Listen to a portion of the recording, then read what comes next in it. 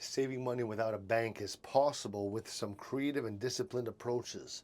One of the simplest methods is to use cash for everyday expenses and set aside a portion of it for savings. You can use a physical envelope or a jar to store the money that you plan to save. The key is to regularly add a set amount and resist the temptation to dip into it for non-essential purchases. Another option is to use a digital wallet or a mobile payment app that allows you to store money outside of a traditional bank account. These services often have features that help you track your savings goals, and some even offer rewards or interest on your savings. Okay, so be sure to choose a secure platform with good privacy protections. For larger savings, consider investing in items that grow in value over time. This could include precious metals, such as gold or silver, or physical assets like collectibles.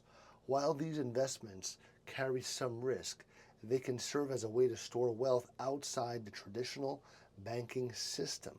All right, let me know if this helped.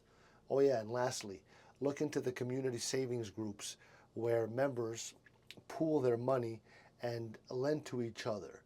These informal savings circles, known in some cultures as susus, okay, SUSUS, or rotating savings and credit associations, can help you save while avoiding bank accounts. Let me know if this helped.